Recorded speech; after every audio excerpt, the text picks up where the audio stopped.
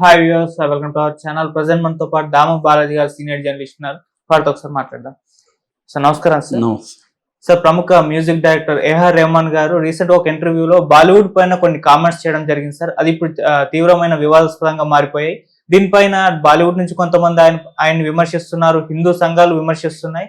మరి ఆ కామెంట్స్ అసలు ఏం కామెంట్స్ చేశారు, ఎలా అర్థం చేసుకోవాలి, మరి ఇన్ని సంవత్సరాల తర్వాత ఎందుకు బాలీవుడ్ పైన ఇప్పుడు ఈ విధంగా రియాక్ట్ అయ్యారు? ఇప్పుడు ఏఆర్ రెహమాన్ వ్యాఖ్యలు దేశంలో ముఖ్యంగా బాలీవుడ్ లో పెద్ద ఎత్తున ప్రకంపనలను సృష్టిస్తుంది.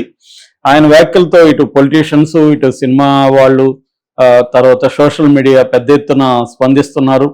సో కొంతమంది ఆయన వ్యాఖ్యలతో ఏకీభవిస్తుంటే కొంతమంది వ్యతిరేకిస్తున్నారు, కొంతమంది బ్యాలెన్స్ గా మాట్లాడుతున్నారు. అసలు ఏఆర్ రెహమాన్ ఎలాంటి కామెంట్స్ చేశాడు, దీనికి వస్తున్న రియాక్షన్స్ ఏంటి, దీన్ని మనం ఎలా అర్థం చేసుకోవాలి? సో ఏఆర్ రెహమాన్ ఒక ఇంటర్వ్యూ ఇచ్చాడు. ఆ ఇంటర్వ్యూలో ఒక ప్రశ్న వచ్చింది. అదేంటంటే బాలీవుడ్ లో తమిళియన్స్ ని కానీ లేకపోతే నాన్ మరాఠీ పీపుల్కి కానీ వివక్షత ఉందా, మీ అనుభవాలు ఏంటి అనేది అడిగినప్పుడు ఆయన ఏం చెప్పాడంటే, నేను వ్యక్తిగతంగా ఇటువంటి వివక్షను ఎదుర్కోలేదు. అయితే గత కొన్నేళ్లుగా అంటే 8 ఏళ్లుగా పవర్ షిఫ్ట్ జరిగినట్టుగా తెలుస్తుంది. ఈ పవర్ షిఫ్ట్ లో భాగంగా క్రియేటివిటీ లేని వాళ్లే కీలకంగా ఉంటున్నారు, వాళ్లే డెసిషన్ మేకర్స్ గా ఉంటున్నారు.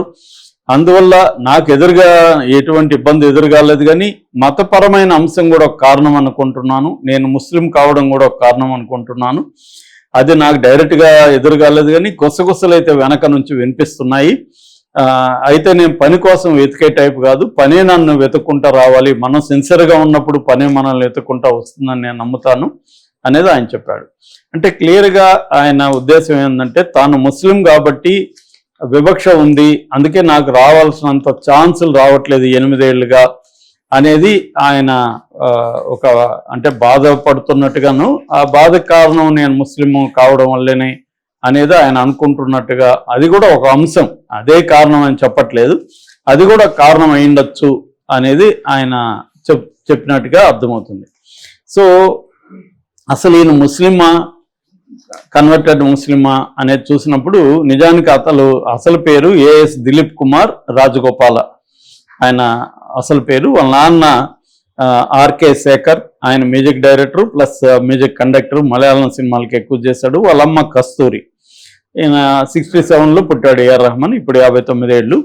సో ఆ తర్వాత వాళ్ళ నాన్న చనిపోయారు. వీళ్ళది వెల్లలార్ కమ్యూనిటీ అంటారు తమిళ్లో, ఇది పాత ఏన్సెంట్ కమ్యూనిటీలో ఒకటి.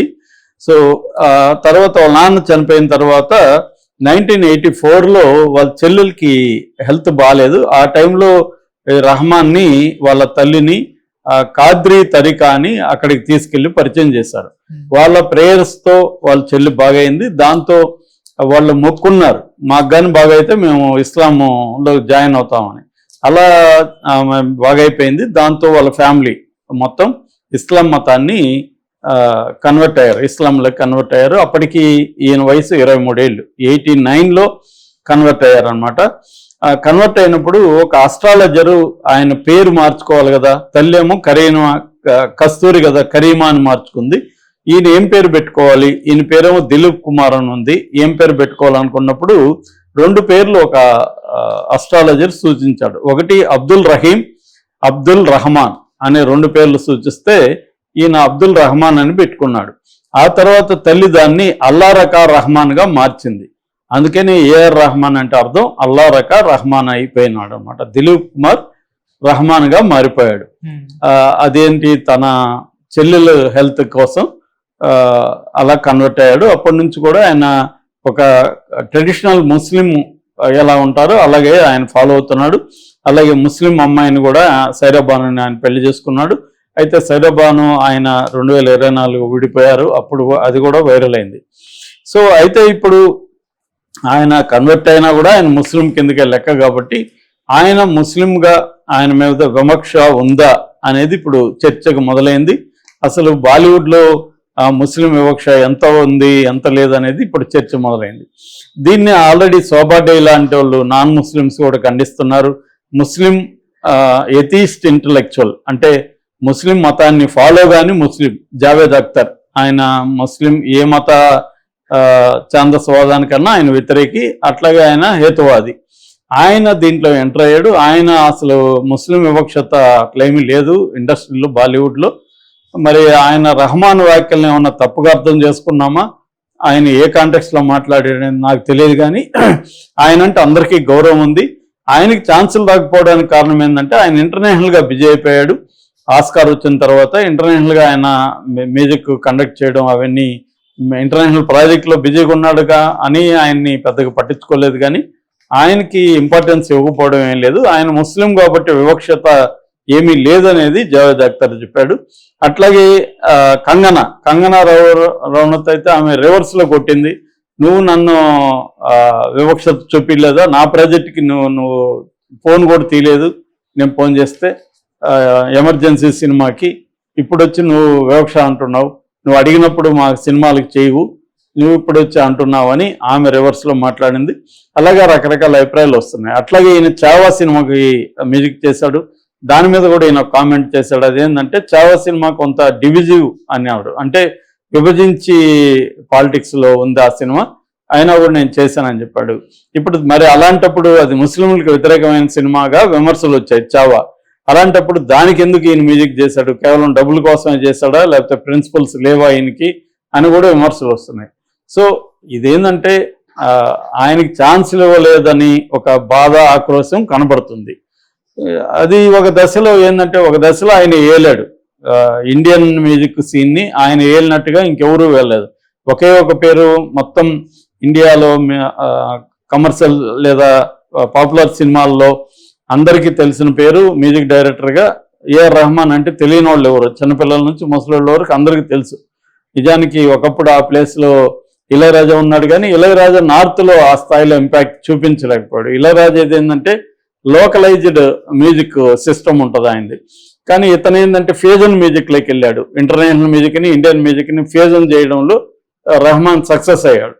అందువల్ల ఇతను నేషనల్ వైడ్ ఇంటర్నేషనల్ వైడ్గా కూడా వెళ్ళగలగడానికి కారణం ఏంటంటే ఆ మ్యూజిక్ దీన్ని ఆయన లోకల్ నుంచి గ్లోబల్ స్థాయిలోకి తీసుకెళ్ళగలిగాడు. ఇళయరాజా అది చేయలేకపోయాడు, లోకల్ దీంట్లోనే ఉన్నాడు. ఆయనకు ఆ మేరకి ఇళయరాజాకి పేరు వచ్చింది. సో ఇళయరాజాకి కూడా ఛాన్సులు తగ్గిపోయినాయి. ఒక దశలో ఏమవుతుందంటే మ్యూజిక్ డైరెక్టర్లకు కూడా కొంతమంది కొన్ని రోజులు వెళ్తుంటారు, ఆ తర్వాత జనాలకు బోరు కొడుతుంది, వాళ్ళు కూడా they repeat themselves, away repeat చేస్తుంటారు.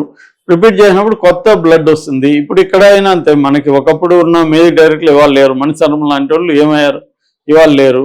ఈవెన్ దేవి ప్రసాద్ కూడా ఇదైపోయాడు. సో కొత్త భీమ్స్ ఇలాంటి వాళ్ళు ఇక్కడ వస్తున్నారు. తమనికి తమిళ్లో లేదు, తమను కూడా తమిళ్ని ఆ మధ్య విమర్శించాడు. అంటే ఒక్కో తమ మరి తెలుగు ఎందుకు ఓన్ చేసుకునింది.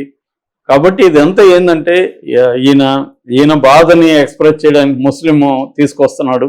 అట్లా అనుకుంటే బాలీవుడ్లో ఇప్పటికి కూడా ముగ్గురు ముస్లిం హీరోలే కదా వెళ్తున్నారు స్టార్లు. సో అమీర్ ఖాను, తర్వాత సల్మాన్ ఖాను, షారుఖ్ ఖాను, వీళ్ళు ముగ్గురు ఖాన్ త్రయం అంటారు. ఈ ఖాన్ త్రయమే కదా ఇప్పటికీ ఇండస్ట్రీని వెళ్తున్నారు. ఇప్పటికీ టాప్ 10 ఫిల్మ్స్లో టాప్ 9 ఫిల్మ్స్లో 2 ఫిల్మ్స్ షారుఖ్ ఖాన్దే ఉంది 1000 కోట్ల సినిమాల్లో. ఇంకా 2000 కోట్ల సినిమా అయితే అమీర్ ఖాన్తో ఉంది. మరి 3 సినిమాలు వాళ్ళిద్దరికే ఎలా సాధ్యమైంది? ఇండస్ట్రీలో ఇప్పటికి కూడా స్టార్లు ఎలా ఉండగలిగారు ముస్లిం మీద ఉంటే? అంటే వివక్ష ఉండదంటే అన్ని రకాల వివక్షలు ఉంటాయి, ఒక ప్లేన్లో ఉంటాయి. ప్రాంతం ఉంటుంది. ఇప్పుడు నేను ముంబైలో ఆ మధ్య 6 నెలలు ఉంటే మా ఫ్రెండ్ ఉండేవాడు, ఎవరు మేనేజరు, అతను 100 సార్లు చెప్పుంటాను నేను తెలుగు రా బాబు తెలుగు అని. కానీ అతను పరిచయం చేసేటప్పుడు దామోజీ మద్రాసి ఆగయా అని పరిచయం చేస్తాడు. అతనికి మనం అందరూ మద్రాసీలు లెక్కే అనమాట వాళ్ళకి. అటువంటి వివక్షత ఉంటది వాళ్ళకి. అది ఒక రకంగా రాజమౌళి దాన్ని కొంతవరకు బ్రేక్ చేయగలిగాడు. రాజమౌళి వెళ్ళినాక తెలుగు సినిమా అనేది అక్కడ ఎస్టాబ్లిష్ అయింది. అప్పటి వరకు తెలుగు అనేది లేదు వాళ్ళకి, సౌత్ అంటారు. ఈవెన్ ఆర్జీవి కూడా బిగినింగ్ లో ఇంటర్వ్యూలో చెప్పేటప్పుడు I came from down south అనేవాడు, తెలుగు అనేవాడు కాదు. సో అలాగా మనకి తెలుగు అంటే అక్కడ వాళ్ళకి తెలియదు, సౌత్ అనేది తెలుసు.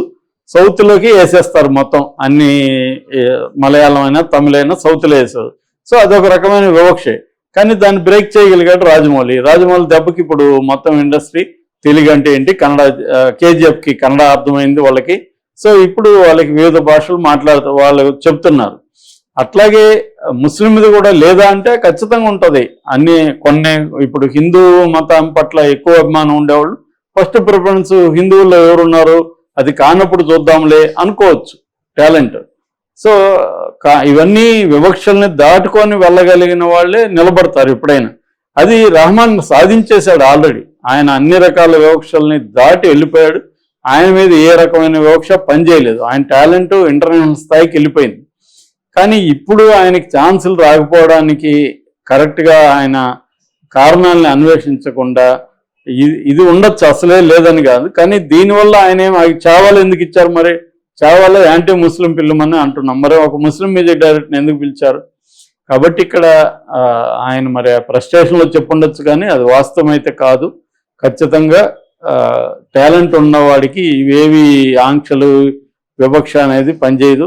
వీటన్నిటికీ అతీతంగా వెళ్ళిపోతారు. చాలామంది బోల్డ్ మంది గొప్ప వాగ్గేయకారులు ముస్లింల్లో ఉన్నారు. ఇంటర్నేషనల్గా పాపులారిటీ వచ్చింది. వాళ్ళకి అన్ని మతాల వాళ్ళకి సంబంధించి వాళ్ళని సన్మానం చేస్తున్నారు.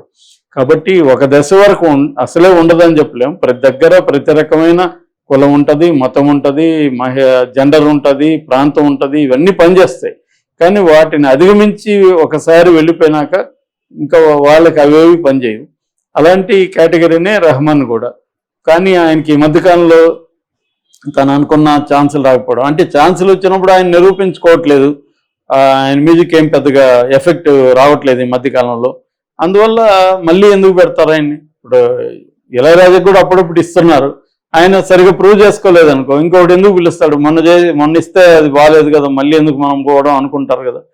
రెహమాన్ పరిస్థితి కొత్త బ్లడ్, కొత్త మోడర్న్ ట్రెండ్. ఒకప్పుడు ఇళయరాజాని ఈయన బ్రేక్ చేసి వెళ్ళగలిగాడు కదా. మణిరత్నం ఒకప్పుడు ఇళయరాజాతో చేసుకున్నవాడు రోజాతో ఈయన మీదకి వెళ్ళిపోయాడు కదా, ఇళయరాజాని పక్కన పెట్టాడు కదా. మరి ఇళయరాజా నేను దళితుడు కాబట్టి నన్ను పక్కన పెట్టాడా అన్నాడా? అనలేదు కదా. దళితుడు కాబట్టి పక్కన పెట్టలేదు. ఆయన సినిమాల సెన్సిబిలిటీస్కి ఈయన బాగా సూట్ అవుతున్నాడు. అంటే నేషనల్ వైడ్గా వెళ్ళాలనుకుంటే మ్యూజిక్ కూడా అలా ఉండాలనుకున్నాడు మణిరత్నం, అలా తీసుకెళ్ళాడు. కాబట్టి ఆయన ఫ్రస్ట్రేషన్తో చెప్పుండొచ్చు, కానీ అందులో వాస్తవం అయితే కనిపించట్లేదు. Okay sir, thank you so much.